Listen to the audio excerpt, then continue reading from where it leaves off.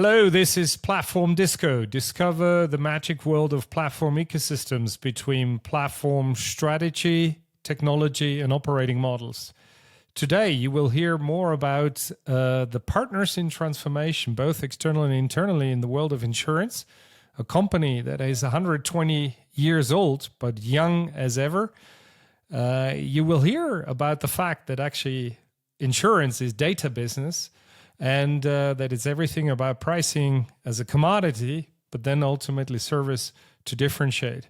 Our guest today is Ulf Koenig, who's the coordinator ID and strategy for HDI Global, an industrial insurance company. And now we go back to the dance floor and we will be right back.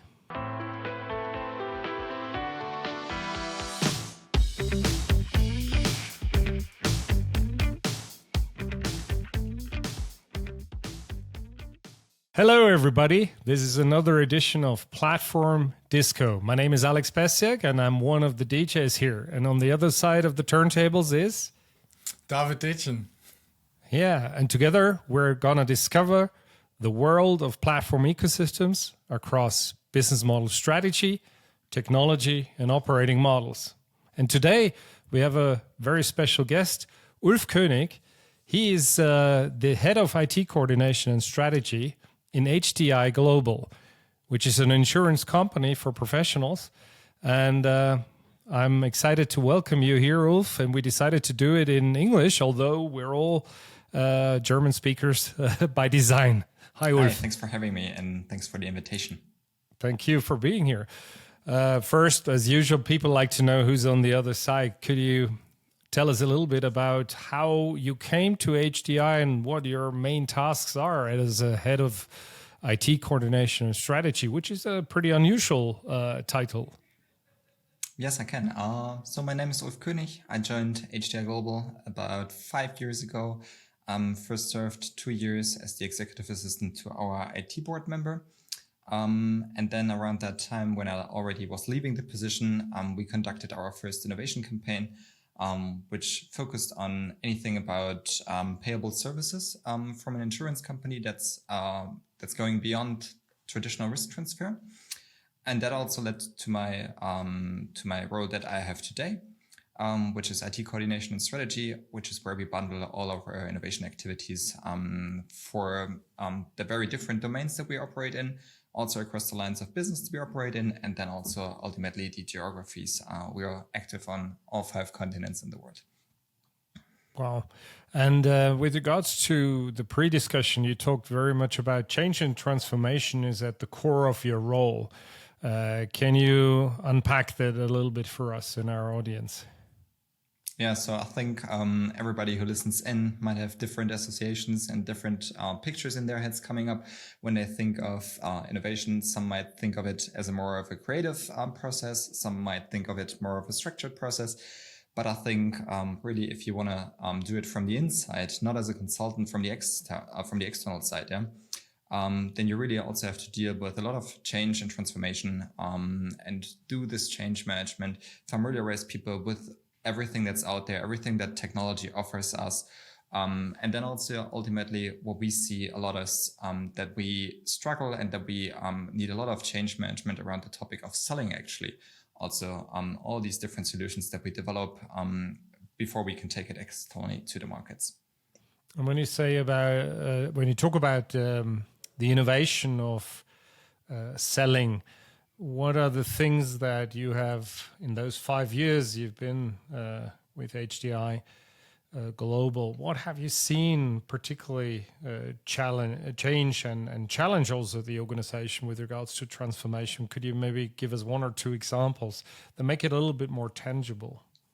Yeah, so I'll give you just one example for the time being. And since you're already, since I already mentioned it before, the service ideas that we came up with that we can sell our customers beyond the traditional risk transfer. So insurance is in its core about risk transfer. Yeah, you give me premium from your side, and when there is a claim and that needs to be paid, that's on us to pay that claim. That's the risk transfer part. That's like what insurance has always been and it will always be in some ways.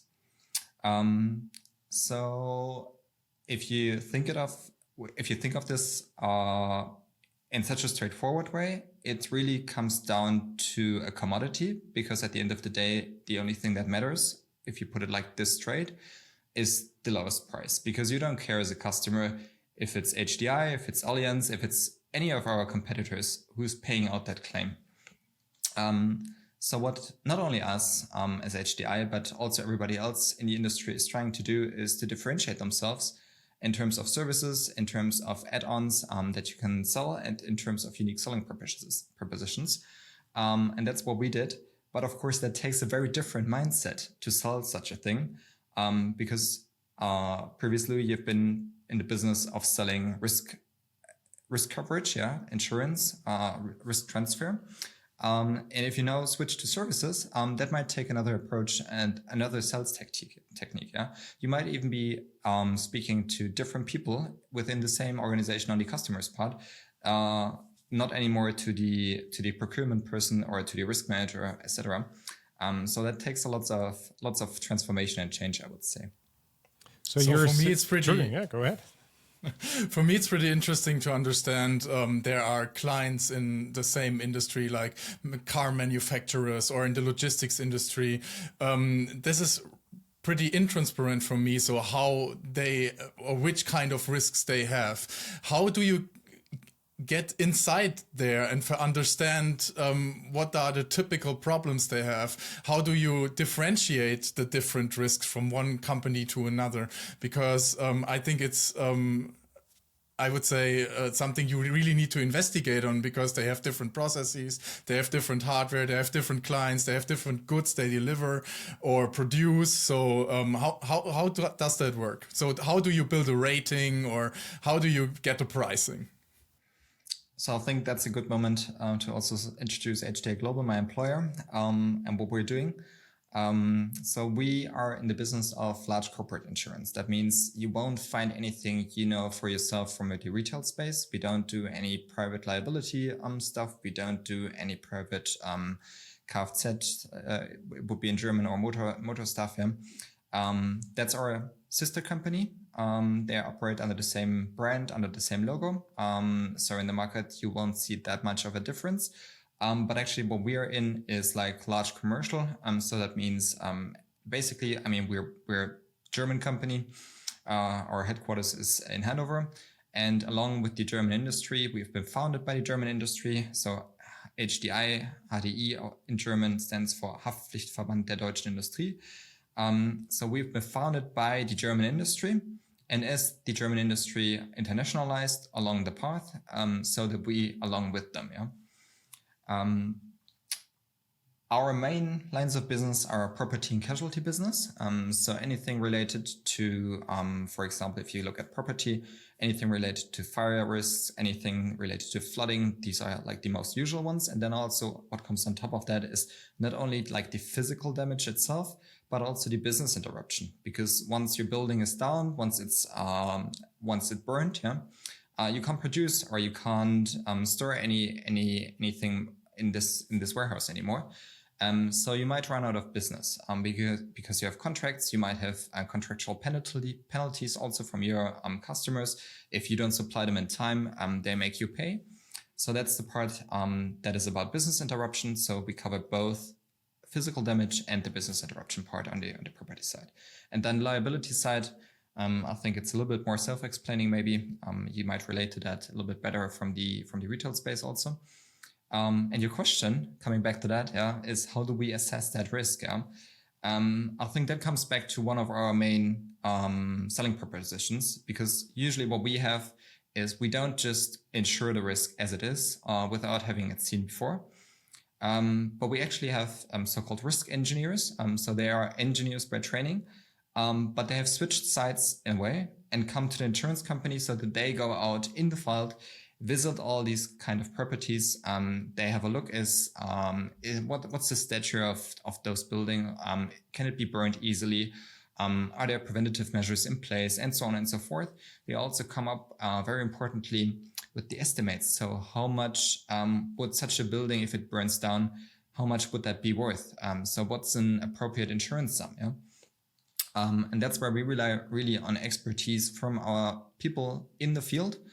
And that's also one of the unique selling points, because not everybody, not every insurer out there is able to provide that to our clients, which of course also is a service in itself to them, because it doesn't only is good for, it's not only good for the insurer, it also comes with a set of recommendations how to mitigate or how to lower your risk in a way that it even might reflect in the premium, because if you follow these recommendations, we will be able to insure you for a better price. Yeah. Okay, for me, it's pretty interesting that there are these experts and they need to have a vast majority of different buildings, of different processes and things.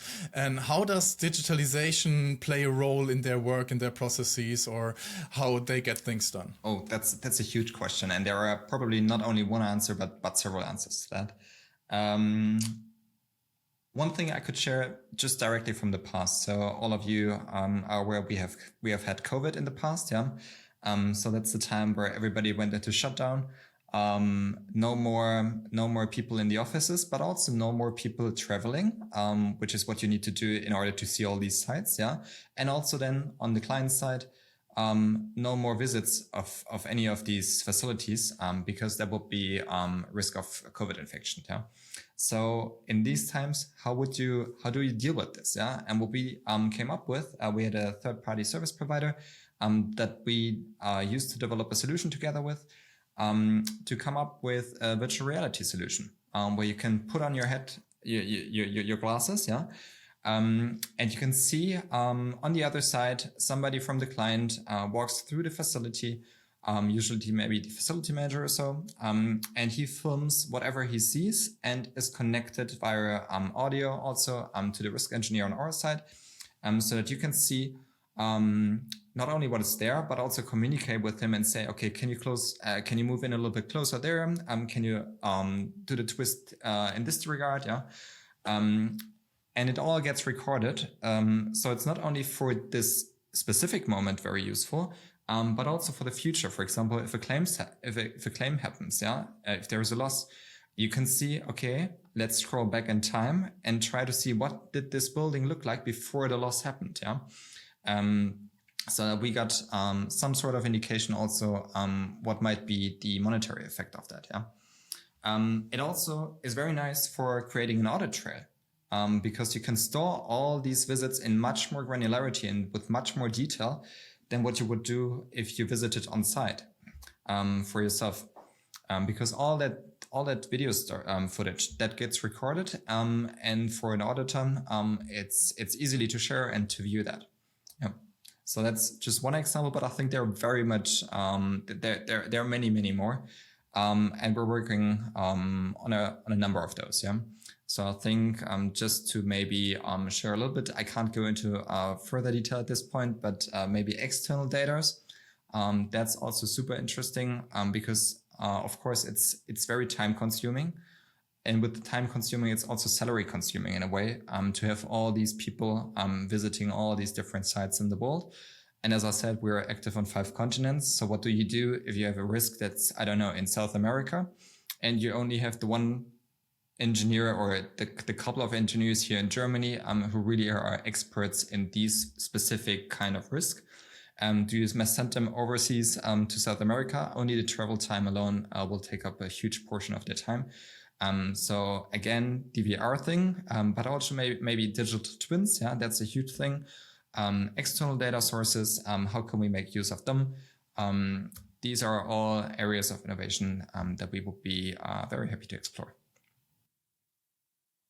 When you say you have these, how should I put it? We are very much brand-led. And so HDI started out as an ecosystem, founded by members of an industry. And we come back to that later. But and you're saying within that, your speciality is having those risk engineers that have swapped sides, as you put it. They were engineers prior to that at your customers' sites, and then now on your side. And you have those limitations operating globally. With regards to technology, over and above what you said, where people would use AR, VR support to see what is happening in real time on the other side. And you talked about capturing the footage that you're taking. To what level are you also using auto recording technology? Like I remember, when you build a room, there's software that leverages LiDAR in our iPhones, and actually you can scan the room and bang, you have it digitally set up.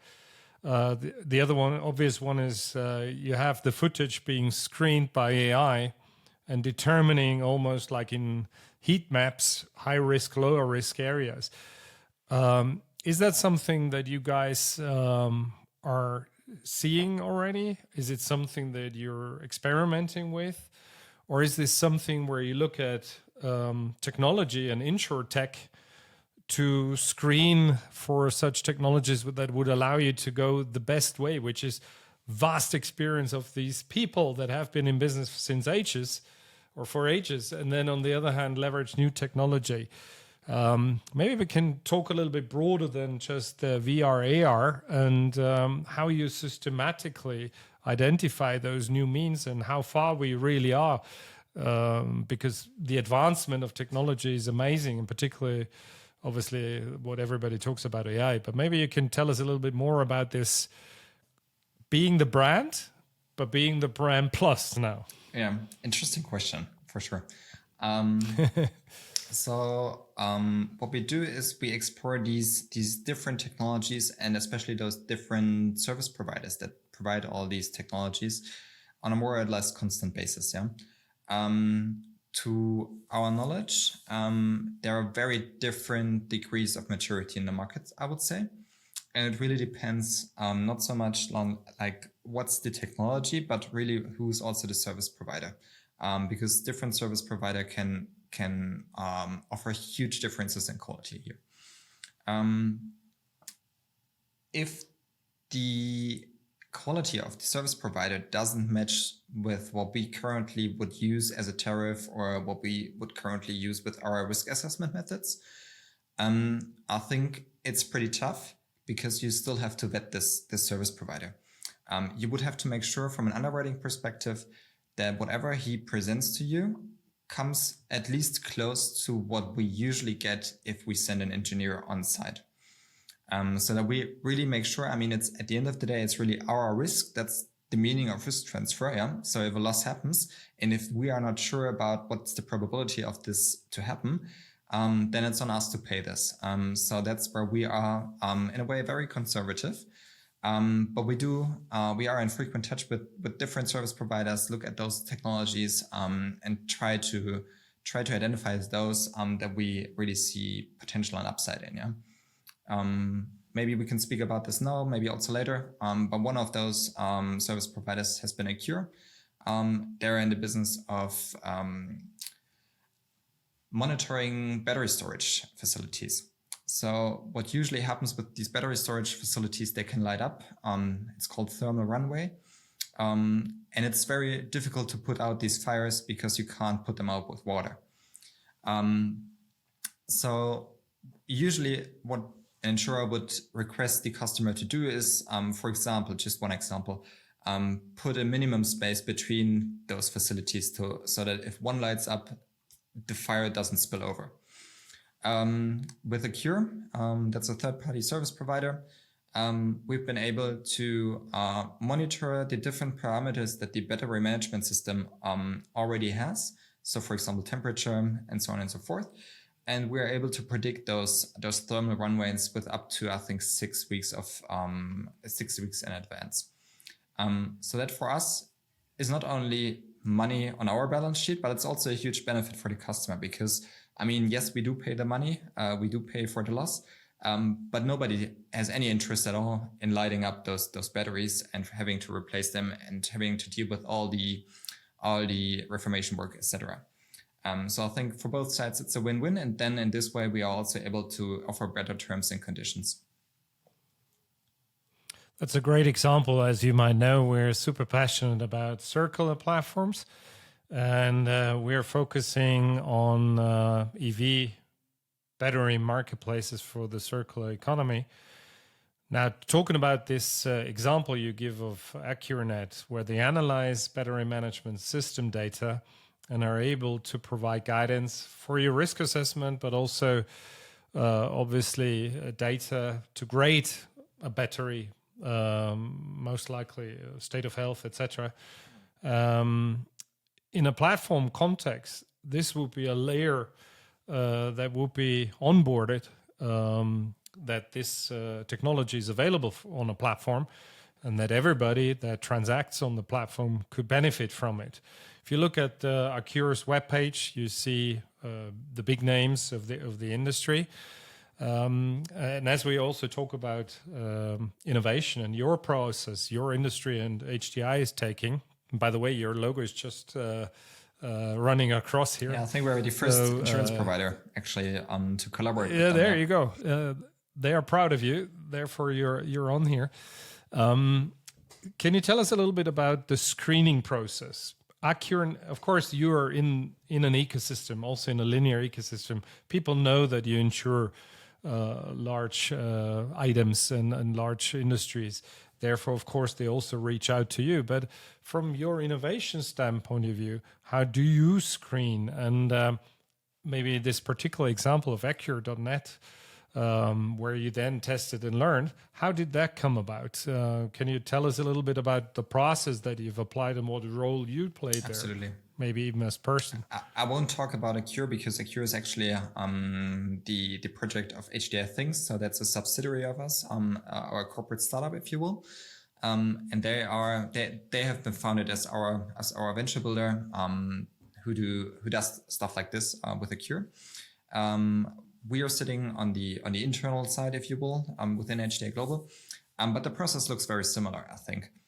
At the end of the day, you always have the first decision, or it always starts with an ideation phase where you try to identify not only a potential solution, but also actually the problem behind that. Yeah, because a lot of the time, what we see from either internal people or external is that they provide solutions for us, or they try to bring us solutions, and we say, okay, let's understand the problem first.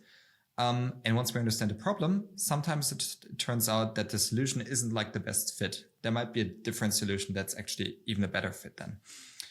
So ideation is really about understanding the problem first, and then maybe have a first draft for a solution. That's where we have, after this ideation phase, the first stage gate, where we say, okay, let's take those ideas, those use cases further to the next that we really believe in. And the next phase would be validation, where we typically would look at three things above all. Desirability. So is it really, from the customer perspective, is it something that they want? Yeah. Or is there, a great idea, looks nice on paper, but no real customer interest in this. So we go out to the customer before we do anything else, before we even build like the first piece of it. We go to the customer, have some interviews, ask them about their opinion. Second thing, feasibility. So does it match our internal HDI skills and capabilities? Yeah. Are we able to build this and will it work? Or is this something we as HDI or an insurer in general shouldn't be touching on? Yeah. And then the third thing is viability. So this comes basically down to a business plan. And the question, is there any economic impact out of this? Can we save some costs or increase our revenues or somehow make money out of it? Or is it maybe just a pet project that you can still do, maybe for reputation purposes or something like that? It's not a direct kill decision then. But at least also in terms of expectation management, I think we should be very clear that there might not be as much to gain with from an economic perspective. Yeah. So that's like the second stage. We then have a stage gate again, where we go back to our innovation board. That's like our Shark Tank format, if you will, where we present the evidence that we found in the previous stage. And the innovation board then says, okay, we can take this to the next stage, which would then be prototyping. I think from there onwards, everybody knows that more or less from their backgrounds. Prototyping would be delivering a first POC, first MVP, something like this. Yeah. Take it back to the customer, iterate constantly, get their feedback also on what to improve. And from there on, once you feel like half confident, I would say then you can go for a soft launch where you get the first friendly customer on board, then to a full launch, and later on to scaling. So I think there's no particular magic about this process, but that's what we do as well. Cool. And as you said, that's a pretty standard innovation process. What is more interesting, how have you, from a capability standpoint of view, thinking, because we talked about change and transformation, so thinking mindset standpoint of view, but also operating model standpoint of view, because if you have this standard process, and you talked about going back to the customer, you talked about prototyping, POCing, and then soft launching, etc. How have you equipped HDI Global that you're able to really push those through in a decent speed between those gates? And who's helping you? What have you built internally in terms of capabilities and capacities? And what are you using from the outside? Can you give us maybe one or two more particular examples, and what type of stimuli you're using going back to those customers, and who is helping you inside, outside, that it's a little bit more tangible? Because it's fantastic that you bring this up, and it's very similar to what we talked about with Fraport already, who've called this a digital factory. And the name factory already suggests you're able to manage the constant innovation flow, because you need a high number of ideas to have a few winners that are worth POCing, MVPing, and scaling. So could you shine a light on that a little bit? So I think the question of what capabilities do you need to cultivate, be it either inside or also maybe purchase them from the external market, that really depends a lot on what kind of use cases are you looking at. So what we do internally is we created several centers of excellence, if you will, even though not all of them call themselves as such. So HDI Things, this is our center of excellence, I would say, for anything related to IoT, where we build this kind of skill, this kind of understanding for what's happening in the market, but also for prototyping, etc., etc. So we got the full stack there in terms of also development, software, hardware, and so on and so forth. We got a separate center of excellence that centers all around AI and data analytics. So when it comes to machine learning, when it comes to exploring also new use cases that come up with ChatGPT, all this goes directly to the skills of the colleagues there. And then just to name a few, I would say, or last but not least, we also have one center of excellence that centers around everything related to robotics, process automation, because that actually is also, I think, I would say for us, a very big area of innovation where we do a lot. Yeah. Talking about robotics, we're currently working on additive manufacturing for spare parts, and also in the space of robotics. Looking at an ecosystem that is enabling spare parts to be printed, and not necessarily having a huge set of warehouses full of working capital that is not needed. Also, not to think about the ESG commitments that many businesses do have. Actually, the solution of 3D printing is a good one. Now, having said that, when you try to do that, your ecosystem has quite some players involved. So you have the original manufacturing, you have engineering, you need transport, you need 3D printing capabilities, etc. But then there's also some form of validation, but also related to that risk insurance, because let's assume we're in a big mining operation or drilling operation. Not having a certain spare part costs a lot of money. On the other hand, there is working safety considerations that need to be taken on board. Taking this use case now, and this capability that you start having in IoT and robotics, how would you say is the today's process of providing your risk assessment? And is there already developments in this field that allow you to integrate with those ecosystems? Because we see more and more platforms popping up here. So like embedded insurance, but on an industrial level. Maybe you can talk about that, because this comes into our requests more and more often. That's super exciting. Absolutely. I would say the ecosystem question in the insurance industry, it's almost over already, this peak of the hype cycle, maybe. So it's been discussed in the past more intensively, I would say, just from my personal perception, than it's been than what it's been discussed like very lately. But still, I think it's a huge topic, because normally, if you refer to, I mean, what you said is basically a case of predictive maintenance, yeah. So you try, maybe you got this mining company. They maybe have some sensors on their gear.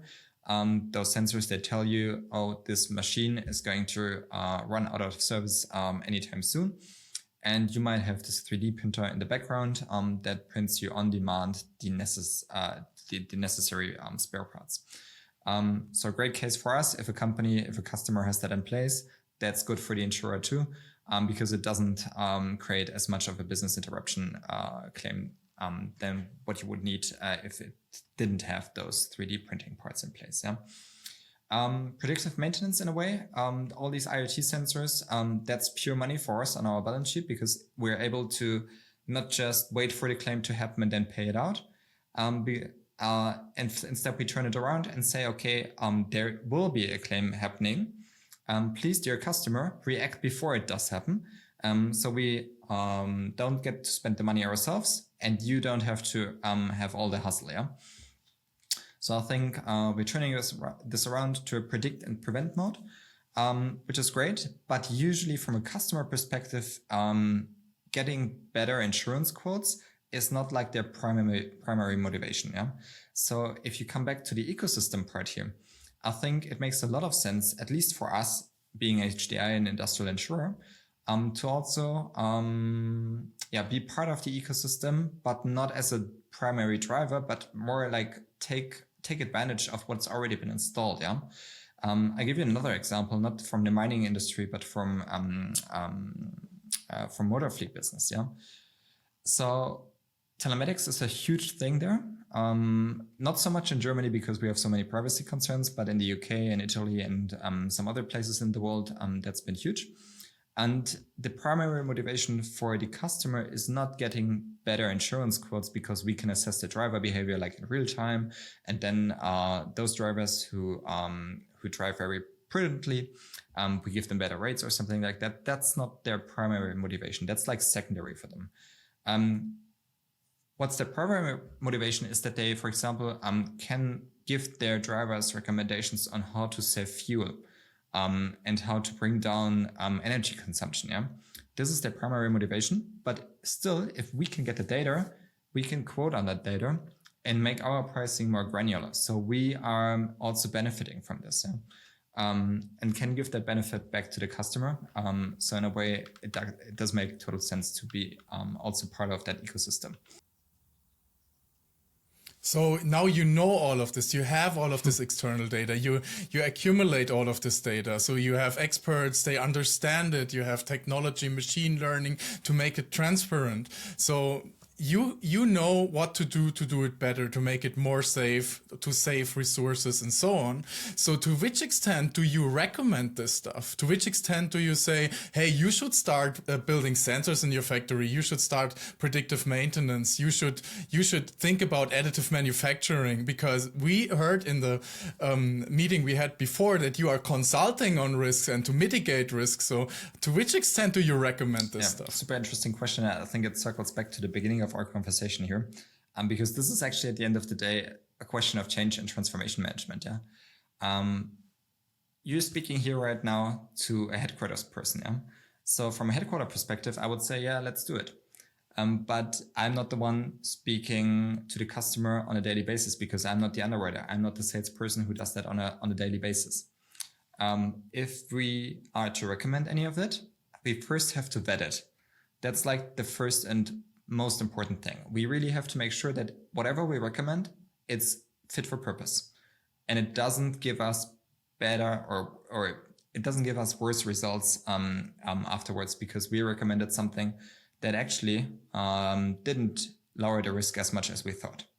So that's like the first part. That's on us. And then the second part is once we did that, like for example, with the case of a cure, battery thermal runaway, then we have to go for the change and transformation part and get the message out there also to our salespeople, to our underwriters, and so on and so forth, so that they can really make this recommendation, because that's not on us. We don't speak to the customer on that basis. Yeah, that's not our role. So I think, yeah, that's coming back to Alex's question from the beginning. It's really a lot of change and communication, training, convincing, showcasing. We don't try to pursue to persuade anybody, because we don't try to sell anything that's not there. We vetted it before, and then it's what we take to the scale. Are there kind of examples, like you have a factory of some hardware in one sector, and in the same sector you have a second factory, and the first example is a really bad one, and the second example is a really good one, and you show your clients which are the differences to level them up? Is stuff like this in your portfolio of communication? So we do communicate, for example, those success cases. Yeah, that's, I think, a really good message to get out there. So for everybody who's listening in, who's in a similar position as we are, I think success cases that really gets everybody excited. And what we usually do is we don't tell us success stories from our perspective, but we try to get the customer, or in our case also the broker, in front of the mic and tell it from their perspective. Yeah, because that's like everybody at the end of the day in an organization like ours, everybody should be listening to the customer, not to some internal person telling you X, Y, Z. So that's where we try to get those testimonials, yeah, and try to make those calls happen, yeah. Going back to the transformation and change question, you've been around now for 5 years. You said it's a big shift. Ultimately, it's very similar across all industry, from product to service, from transacting this product to enabling something to improve, reduce, etc., etc. You've seen some, milestones of this transformation in your company. Can you maybe elaborate a little bit on how you embarked on this journey and how you went about it? What I'm looking for is particularly the notion of, did you start in smaller cells and then scale it out? Did we go future backwards? Did you try to have different cells that are actually role models because you want to inspire early success, which creates hope and trust, and therefore more people are joining in? Given that it's such a also very regulated business you're in, and a business that has so long history. I mean, you're talking about an underwriter, which had a book. You called it the book, right? So we're quoting an old industry here. How did you go about it? Can you maybe pick 2 or 3 journey highlights that you still remember, that you deemed really, really important, that you got the motion going? Yeah, so I agree. First of all, I think insurance, in some regards, it can be regarded as quite traditional. It is quite conservative. It's about risk and dealing with risks. Yeah, so I think it makes sense completely, and I understand it. I'm part of this myself. To have conservative personalities in this industry. Yeah. The way we went about this is we really tried to start small. And try to work on use cases that had as little dependencies to some other, be it internal or external facets, I would say. Yeah. So, for example, we went for, I'll just give you one very concrete example. We deployed a new application for our underwriters that would help them to compare the wordings. In a large corporate setting, such a policy wording can easily be like 40, 50, 60, 100 pages long, yeah? And once every year, the renewal starts and you have to read through all of these pages, like one by one. Is there is there been any changes? Like, did there change even a word? Sometimes it's also about insurance sums. Yeah, so it's about money. So just a zero makes a huge difference in such a figure. Yeah. If you do it all manually by hand, it takes a lot of time and it's just tiring. So what we launched is we launched a tool where you can upload. It's a software as a service solution. You can open your browser. You upload 2 documents, like the wording from your past year and the wording from this year, and it gives you on an automated basis the differences. It doesn't replace the underwriter because you still have to make sense out of whatever the tool gives you back. It doesn't take the work out of you, but it spares you the work of reading all the stuff that didn't change. Yeah, so it only highlights the stuff that did change.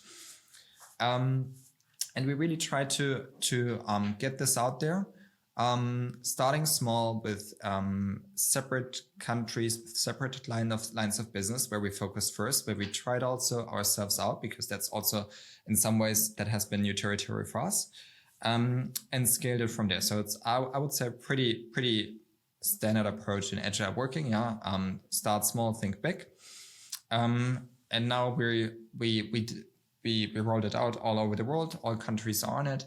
It's profitable, and I think so far we can call it a success.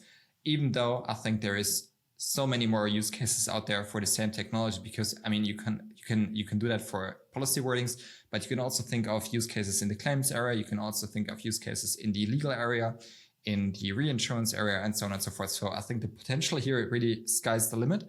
But so far, I think we're confident and we're happy with the results that we're getting and seeing. You're 120 years old, and what I was also looking for is, how did you initiate this journey, guys? This is HDI Global as it used to be. There are many good things that we want to protect because it's powerful. There's trust in our brand. There's awareness. There's brand recognition. There is pride, there is identification, but now we're going to start moving into a new era. Have you been around when this was really almost kicked off and initiated, and how was that done? I'm not sure if there's like one kickoff for such a transformation. Yeah, there are very many kickoffs, I would say. Each use case in itself is a change project. And in this way, I think also quantity kind of matters in a way, because if people see patterns repeating themselves, it's starting to sink in. And I think sometimes also you need some kind of patience. We still try to have that, and see what the results are. I mean, insurance is also sometimes we usually differentiate between short and long-term lines of business. So, for example, on the liability side, we've been speaking a lot about property sides, yeah. But on the liability side, if you think, for example, of risks like asbestos and stuff like this, yeah, this really has like huge tails that can still generate claims and so on. So I would say sometimes patience is also a good thing, but it makes an awful lot of sense to slice it down and try to iterate in short cycles. Yeah. At the beginning, we had much longer cycles, like a year or so. And then over time, we started realizing that we had to slice this down maybe into quarters, maybe even less than a quarter, maybe just a few weeks or 1 week, yeah, for some projects to iterate, because it's just not manageable. It's just not controllable if you have such long time periods. Yeah. Cool. I was just waiting, and then keep rolling. I like that you're saying it's actually not a single kickoff, but it's more on one hand, many data points create a visible image, create a sense of urgency, create a sense of realization. Oh, it's real. Yeah, we keep rolling, we keep moving towards this direction. On the other hand, sometimes, and that's what I think sometimes the big US brands do very well, they carve out a very clear statement of the future, a vision of the world when they're following their purpose, that they're also able to achieve an ambition, which might be 7-10 years out there. Does HDI have something fundamental like that outlines a little bit where you see yourselves in the world and what impact you want to create on a bigger scale beyond the transformation from traditional industrial insurance over to a more digitally enabled man-machine type of interaction in line with those big technology evolutions like IoT, robotics, etc. But do you also have something on the real meta level that provided this guidance, that allowed this quicker and quicker iterations to have some form of, let's call it a framework, something that provides stability orientation? Yes, we do. So if you go to our webpage and if you ask our colleagues, more importantly, our vision is to be our client's partner in transformation. And transformation here really, I think it also circles very nicely back to your initial question on change and transformation. Transformation is a big word in this regard because it's not only the digital transformation, it's also climate change. It's also disrupting supply chains. It's also a lack of skilled labor and skilled employees. So we have basically a lot of megatrends. And if you just Google megatrends, all of what comes up there, this is a challenge for our customers. And we try to be their partner in this transformation. Be it either in the area of climate change, where we just are about to launch a product in that direction. That also helps our customers understand better what's the impact of climate change on their assets and on their facilities. Acura, I think, is also a very good example, coming back a third time to that use case. That's good. So in a way, I mean, we make insurance more attractive for battery risks. And batteries are super important in order to store all the energy from the wind turbines in case the wind doesn't blow anymore, or from the solar panels in case the sun doesn't shine anymore. So I think also in that regard, again, we support and assist with this transformation. And it's not only the digital one, it's a myriad of transformations here. So that's our overall vision. And I think then beyond that, every little use case is a transformation project in itself, but it all comes under the roof of being the partner in transformation. There is a community called Marketplace Risk.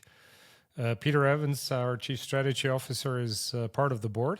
And one of the promises is to support startups and platforms in their risk profiles. And there are different brands there that we do know as consumers sometimes smaller startups that haven't really popped up to the public eye yet. An example that is interesting here is called Sitter City, which is a startup supporting babysitting. You got a small kid, we just learned before. And of course, that's a risk you want to vet, right? You don't want to hand over your kid to somebody you can't trust. So you need a real good process. And that's important that people are aware of that, it's not just the business model. In and around that business model is an ecosystem that needs to be all helping, all gears line up beautifully. And it includes insurance and more insurance. Therefore, my question now, many companies have made ESG commitments, and they calculated versus 2018, and then they made claims that they're going to be net zero by year X, Y, Z, or they're going to reduce by X amount. Now, having said that, we know and can observe that many companies have made progress, particularly in the area of items that are more easy to control, like energy consumption, photovoltaic, solar, mileage, air traffic. Our recording here happens digitally. We don't need to meet live here. But still, only 7% in the Circular Gap report is currently circular. So I would assume that's quite a big risk, also because of those fines, particularly here in Europe. They are so high. Do you insure ESG commitment risks? Sorry, long start and a simple question, but it's super touchy, obviously. So there's no line of business that says ESG or something. We have quite some considerations about ESG, because I think I said that before, we're the partner in transformation for our clients. And if they have this transformation also in terms of net zero in front of them, that's where we help them.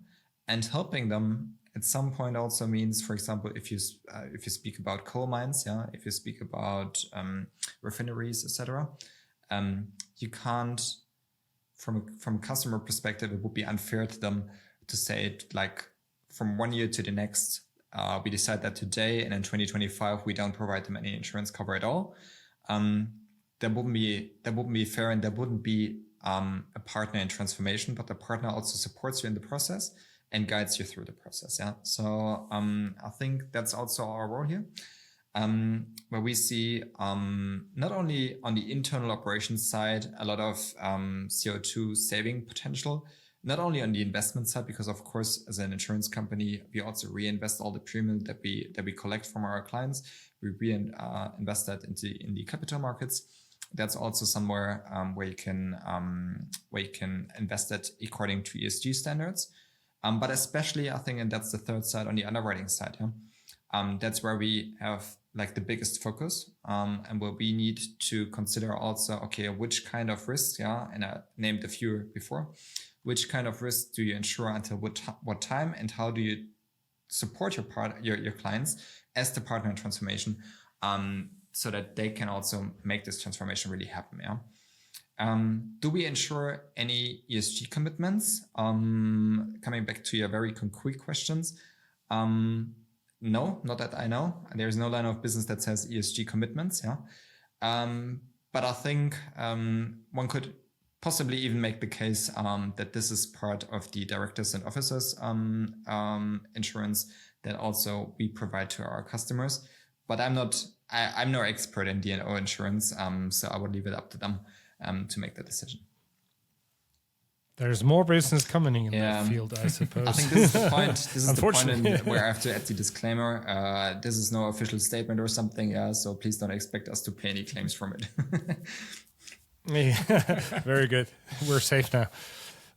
Or we could do insurance here. On an interesting aspect, David, you were marking this question for yourself, that an insurance is ultimately a data company.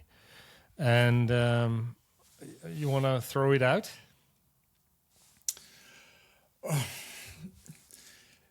Yeah, so ultimately, I think the biggest thing, or the most important thing, is the data you have from different sources, from your experts, from the history. So you might not have 30 years of cybersecurity data because it might not be there, but in lots of other processes, industries, you have lots of data. And this data evolves, and you can predict this data, and maybe with the techniques you have at the moment, you can maybe also look a bit in the future. So 2 questions.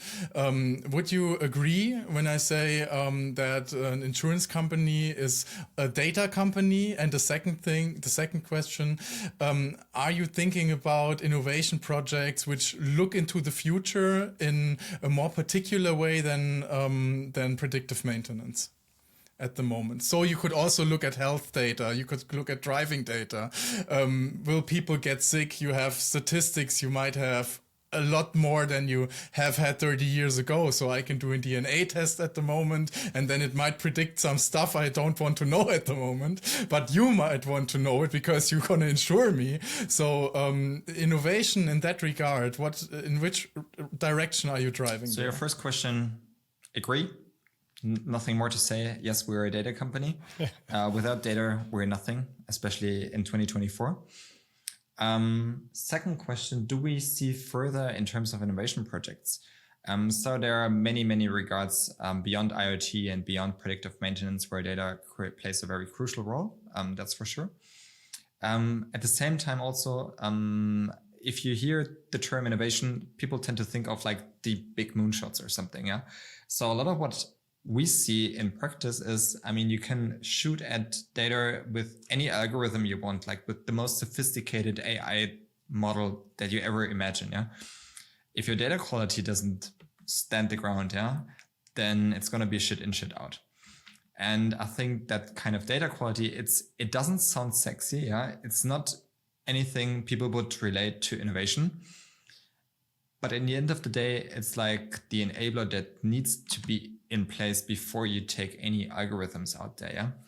And in that regard, I think we still, and I think many competitors, for many competitors, that's a similar case.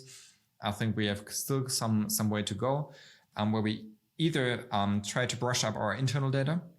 So think of all the free text fields where people just typed in something, yeah, and not really worth anything that you can make sense of, yeah. Which I can completely understand and get, because at the time this was typed in, we didn't know what we wanted to do with this kind of data. Yeah? So we also didn't educate people on it to type it in a different or better way. Yeah? So I completely get it. I'm not blaming anyone, but I think in terms of data quality, we have quite some way ahead of us. And also in terms of enriching our internal data with external sources.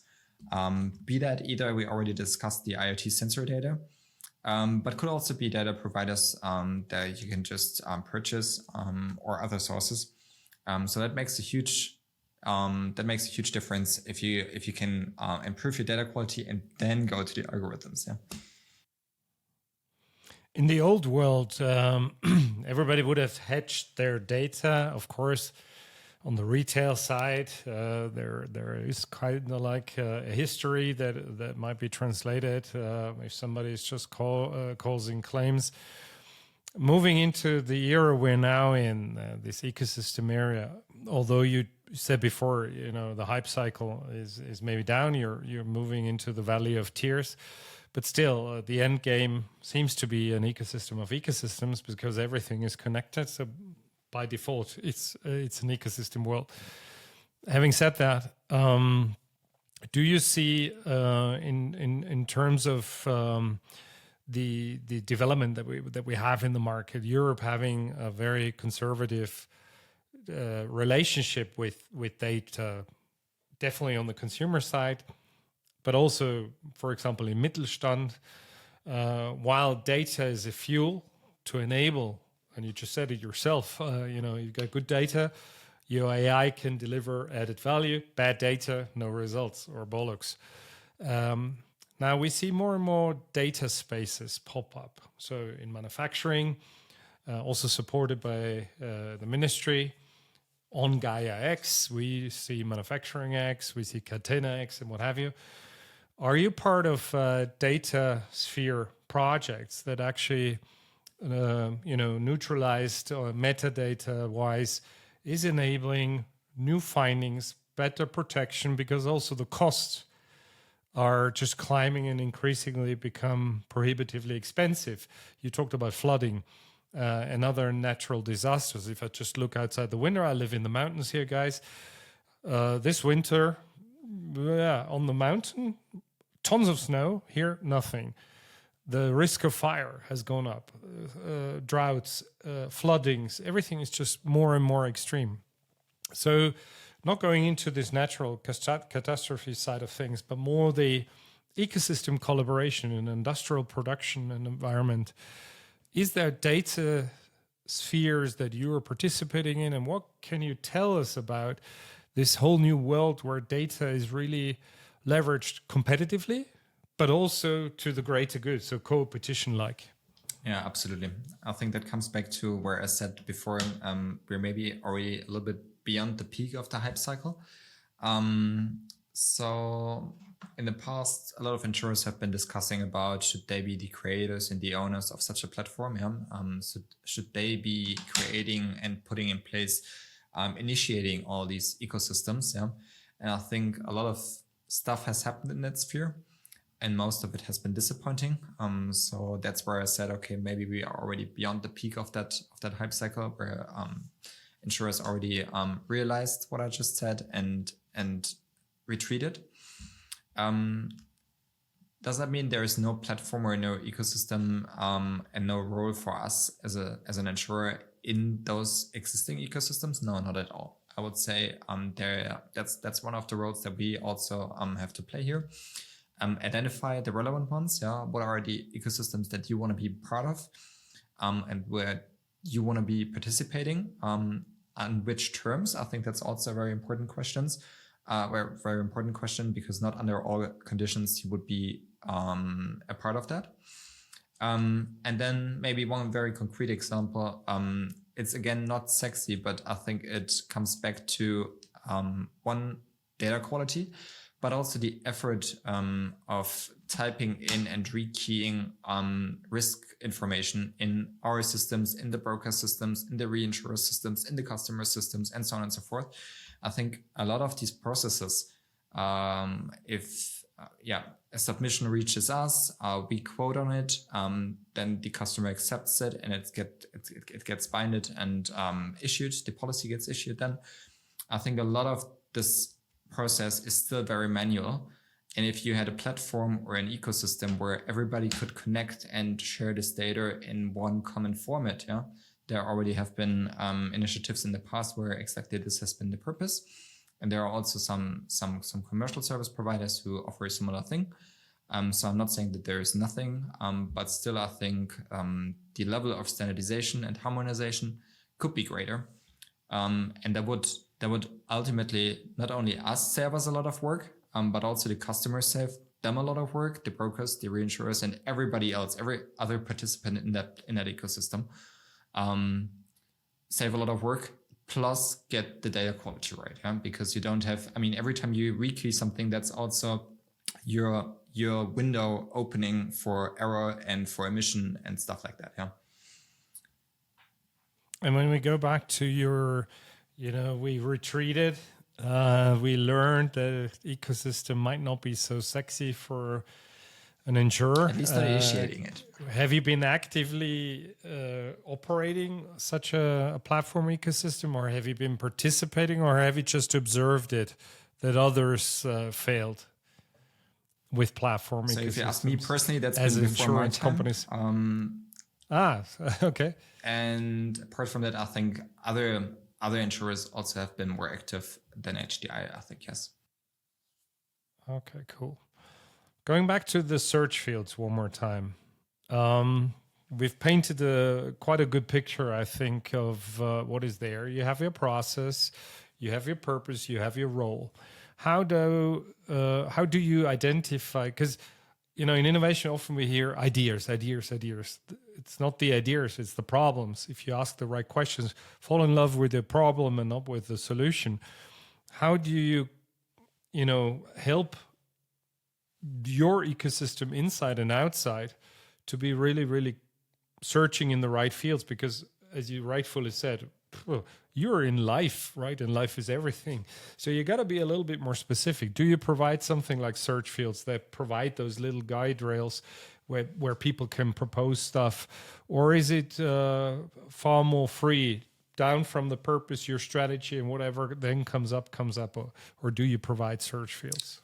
So at this point, we don't provide search fields. We're open to any kind of idea submission that reaches us, be it either from somebody purely internal or somebody on the internal side seeing something happening in the market space and taking that idea to us. I think the important part is always to have somebody on the internal side, because you need that ownership and you need to have somebody to collaborate with. But other than that, I think we're in principle open. Why do I say in principle? Because I think quite naturally a couple of search fields or a couple of innovation focus areas, if you will, have emerged over time. And I think we already touched on them during the course of this conversation. One is for sure the idea of moving from pure risk transfer to services, that you can also either bill your clients for, or you can make it part of a bundled offering that differentiates you a little bit better than just the pure war on prices. I think that is one. Second, predictive maintenance, IoT, and all this stuff. I think we also discussed quite extensively about the Cure case, but also there are other cases. One we didn't touch on is, for example, leakage prevention. So pipes that are bursting, pipes that are dropping. They can create huge water damages, and with really low-tech sensors in a way, you can detect those. And if you detect them early, the claim is really much smaller than if the water can sink in and do all the disruption that it usually does if it just has the time to do that.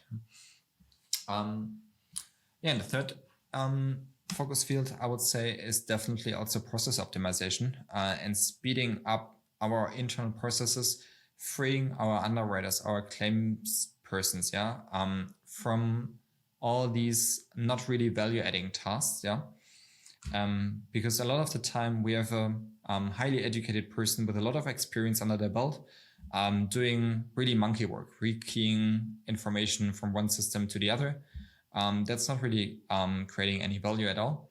And if we can use technology to get that going and take that load off their shoulders, I think that's a huge value for them. Cool. So ultimately, you're in a race, and data leads have, in the context of AI, this nature that it's unassailable sometimes. This lead, and that's changed as well because data was always used, but not these huge data models, and the necessity to have a clear data strategy and data governance. How do you actually manage that as part of your transformation? Do you have the traditional data folks and then now the real AI experts that created this, all-encompassing data strategy, data governance, and everything that builds the requirements or the qualification to ultimately compete in that race? Because once you are better in terms of your pricing, because ultimately it's all around assessing the risk and pricing it the right way that you're competitive. And then obviously the whistles and bells of service and the personal relationship that still plays a role. How did you organize this internally? Is it like the current experts evolved with the technical evolution, or did you say, no, we need to supercharge it? So we have the experts that we always had, but we got now the super funky AI data guys. So if you just limit it down to those two options, I would say option number 2 for us. Kudos at this point to Willi Weber if he listens in. He's the one who's leading our Center of Excellence for Data Analytics and AI. And he also came up with a very elaborated data strategy that exactly goes for the points that you just mentioned. So we have all the people, underwriters, claims handlers throughout the different domains in our company, and they more or less are doing the same work that they've been doing all the past years also. Then there is the Center of Excellence supercharging or trying to supercharge all these functions. And we have a translator function in the middle that really tries to connect the Center of Excellence with the rest of the company, because they both have an understanding from their level or from their domain of expertise. They come from the business, but they also receive some training, and they're above all, like mentality-wise, mindset-wise, they are open to it and they are keen on using data for their daily challenges. And that's more or less the model. And what we try to do is also coming back again to the transformation, to really take all these insights that you get out of the data. Yeah, you won't make everybody in the company data expert, and they don't have to be. Yeah, but what we try to do is over time get the insights that you get out of these data. Yeah, get the insights to the people like right where they operate all along anyways. Yeah, so we call it data augmentation and decision augmentation. So that they, for example, if they use their usual underwriting tools and they put in a risk and say, okay, that's like the price that I would come up for with this risk, then they also they already get a recommendation maybe or something like this. Look here, this is a similar risk and it's been priced this and that. So it seems, or it flows right into your workflow anyways, quite seamlessly. I would say this was great. I really enjoyed the journey. Last question, which is maybe a little bit more personal. Where would you personally like to see what you're trying to influence and impact here? Where would you personally love to be in 5 years' time? Me personally, so I would say, to our customers, our pledge is we want to be your partners in transformation. And if that also works internally, I stated that before, we always need the internal part also to make whatever comes in, be it internal or an external idea, to make that happen. So we really, as an innovation unit, we also want to be the partners in this kind of transformation. And if that happens in 5 years' time, I would be very happy, because I think it's short time. We have a lot of things to do and a lot of ways still to go ahead of us. Those are great last words. Thank you very much, Ulf. We really enjoyed it. And we want to thank you for sharing so openly and helping us discover the world of industrial risk management. And thank you very much. All the best. Thank you. Bye-bye. You will be right back when we say Platform Disco.